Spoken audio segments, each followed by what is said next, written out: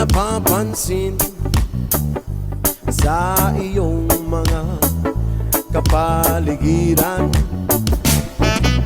Kay dumi na ng hangin, pati na ang mga ilog natin. Hindi na masama ang pagpunta.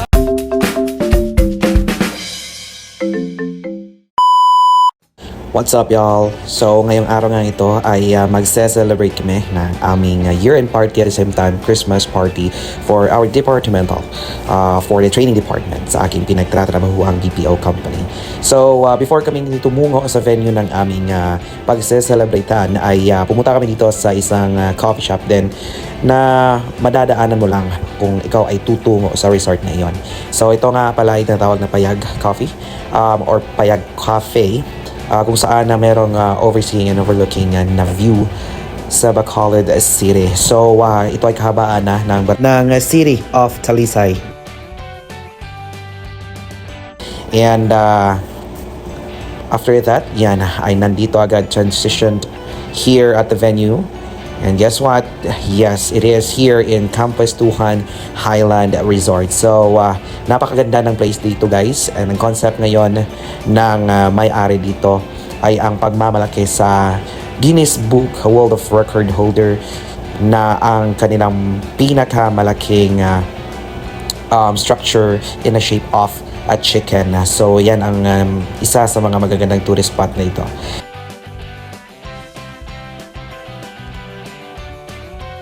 And then, of course, since ang mga kasamahan ko po ay galing pa sa duty at kami po ay nasa night shift. So, iba sa amin ay parang pagod talaga. Of course, kasi nga ay galing pa sa mga kanya-kanyang mga duty. So, of course, kahit ganoon ay tinatry namin yung best namin, of course, na mag-enjoy. So, kasama ko, of course, ang kapwa ko rin trainers dito sa Campus Tuhan. So, I'll just going to roam around here kung saan or kung saan yung makikita ang kanya-kanyang mga cottage.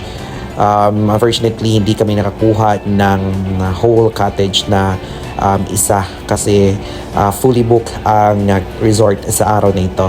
So, I will just going to roam around here.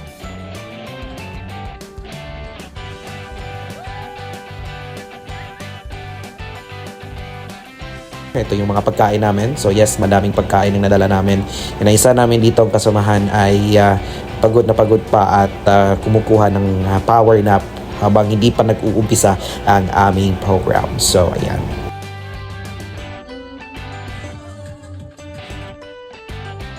So ako tamang stroll lang kasi nga ay umuwi pa ako sa bahay para matulog kahit at least 3 to 4 hours at tumungo na rin dito sa resort na ito. And without further ado, sinimulan na agad ang program with an opening and also a prayer bago kami kumain. So ayan, overlooking muna. After that, of course, wala nang patumpik-tumpik pa, kainan na. So, ang tinira talaga namin dyan ay ang lechon at yung barbecue. At the same time, meron ding napakasarap na chicken cordon. And pagkatapos niyan, guys, ay kumain din kami ng salad. So, sa part na ito, ita-timelapse ko lang, of course, kasi nga ang haba ng time na nakuha namin sa pagkain lang.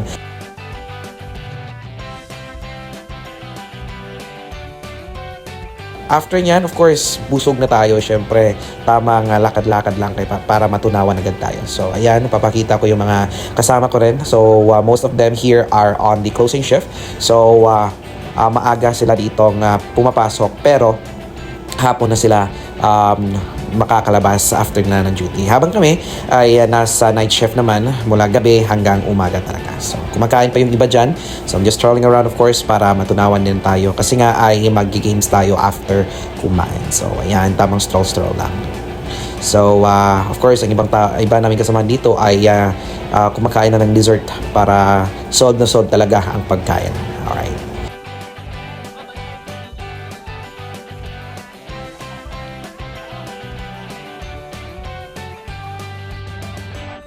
And tamang selfie lang ako dito sa iba naming kasama din. na nandito sa unang cottage. Dito din pala nagstay yung mga OMs namin, yung mga supervisor din namin, mga trainers. And also, we also have our senior training manager who manages the whole training department. Yan. So again, tamang stroll lang ako dito habang ang iba naman ay kumakain at nagpe-prepare din yung iba para sa aming mga games. Ayan. So after that ay nag-umpisa na nga mag-groupings and then wala nang patubig-tubig pa at putumungo na sa first naming game, which is shooting the ball inside the cup that is attached on the string. So ayan. Spoiler alert lang pala guys, sayang naka-red na yan, siya yung nanalo sa game na yan. So, tuwang-tuwa kami of course na panoorin sila kasi nga ay trying hard talaga na makuha at ma-shoot yung bola dyan. Kasi nga, ang prize para sa mananalo dyan ay 1 whole ham. So, tamang-tama, pwedeng ipanghanda ngayong Christmas. So, ayan. Tapos, hindi ko alam yung isa dito kung anong ginagawa kasi parang yung laro, pinaglaruan, ayan na nga, nanalo na siya. Alright. And the next game that we had was like para siyang eating contest. Pero ito ay, or ang kakainin nila ay marshmallow.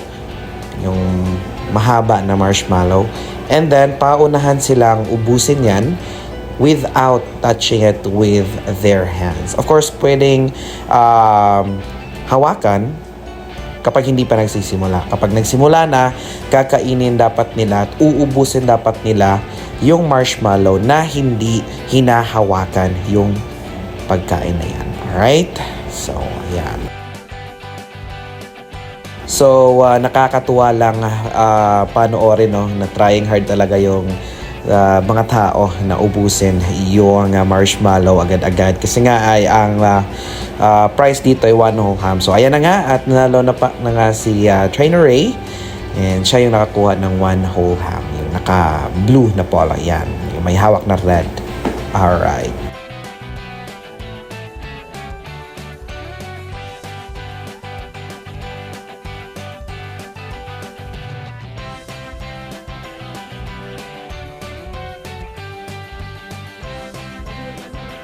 Alright, so for our next game dito guys ay ang ikaw na challenge. So originated by Spit Manila. Meron lang gagawing action yung panalo sa pagbato-bato pick, and then pag may napili na siyang action, parang i-describe nila kung anong ginagawa nilang action, and then dapat meron agad na pang-ribat yung other side na parang katulad din ng action na yan, and then dapat match din yung action niya sa kung anong reason ang ginagawa niya. Alright?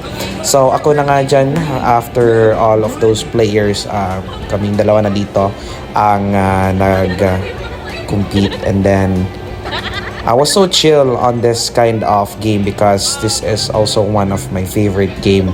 So marami akong napatalo dyan, and unfortunately, there's a spoiler alert din guys, last na lang sana nakakalaban ko ay natalo tayo. So naubos yung ating mga baon dyan kasi nga napakadami ng mga participants, and then napakadaming kalaban din na pinagdaanan ko na lahat also of course magagaling kasi nga trainer silang lahat.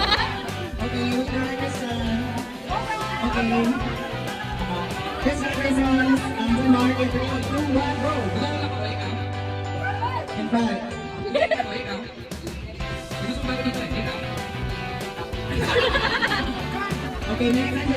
This is the sun. In 3, 2. In 3, 2, 1, go.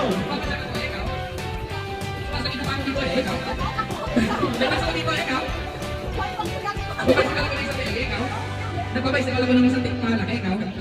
5, 4, 3, 2.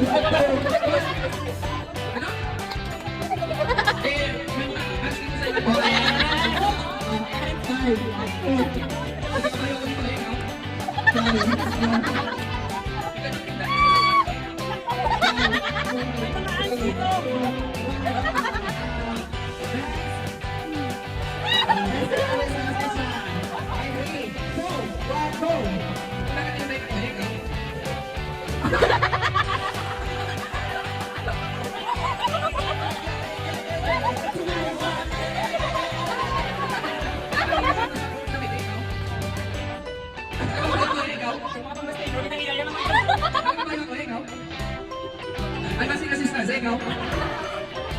Ikaw, Mr. Supervisor ko? Masakit yung kamay ko, hindi yung pinapakikot ko sa klase, ikaw? Kasi may ads. Pinapakikot ko sa klase, ikaw? May lista ko yung sabi namin, ikaw? May kinapikot ako muna, ikaw? Pag kinapakikot ako muna, ikaw?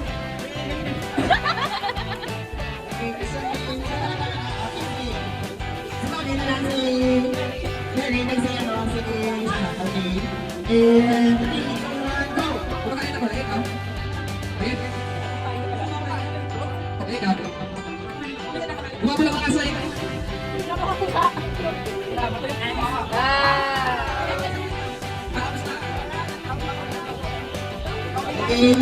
Alright, so after nga nun, mag-skip na lang tayo sa part na natalo ako, no? So, without further ado then, after ng games na ginawa namin or na naro namin, ay tumuon na kami sa next namin na activity, which is, of course, yung exchange gifts. So, magbubunot-bunot lang kami dyan kung sino yung pagbibigyan or sino yung kukuha ng aming gift.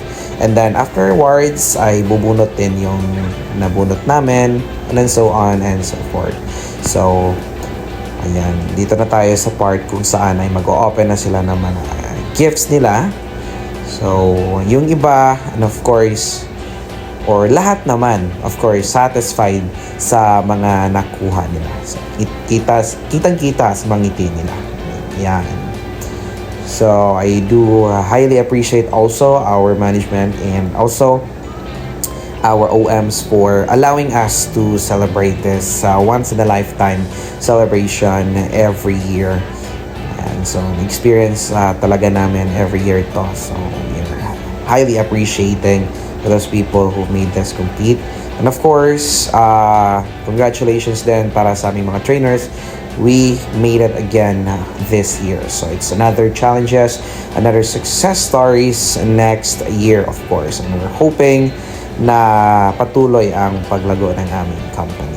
So, ayan.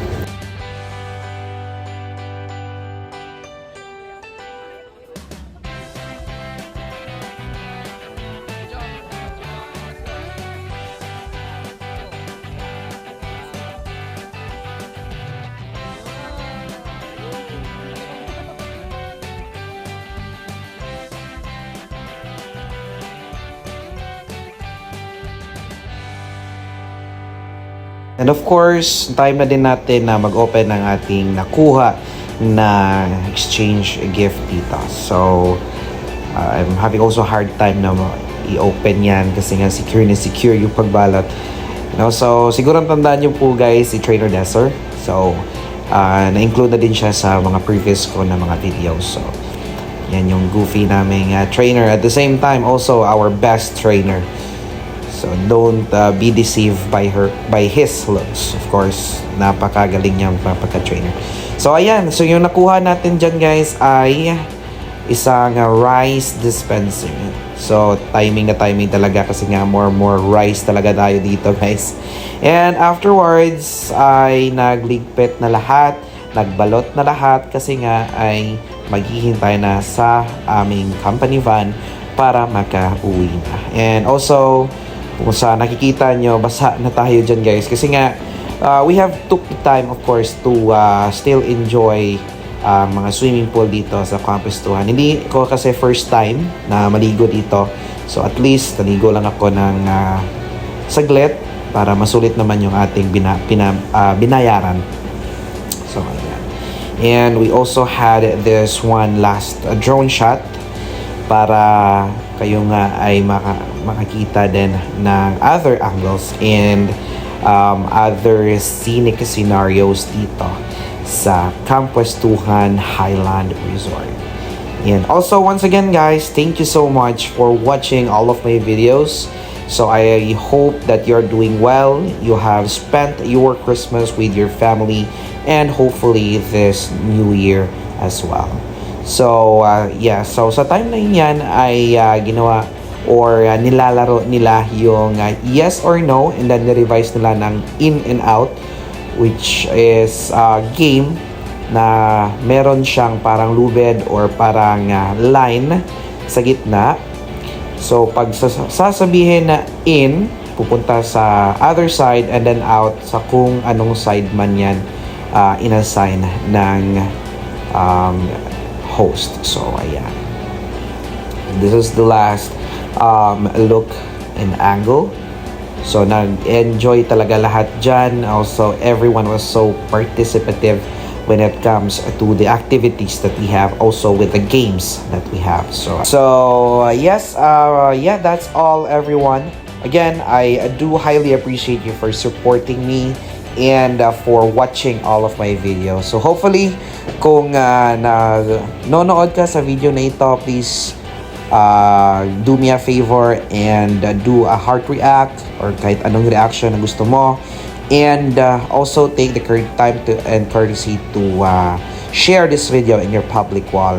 I will going to announce who are those winners para sa ating raffle for the GCash giveaway for the top fan badges na mga followers. Okay, so stay tuned, guys. Again, I'm going to let you enjoy the scenic view in here at Pwestuhan Highland Resort.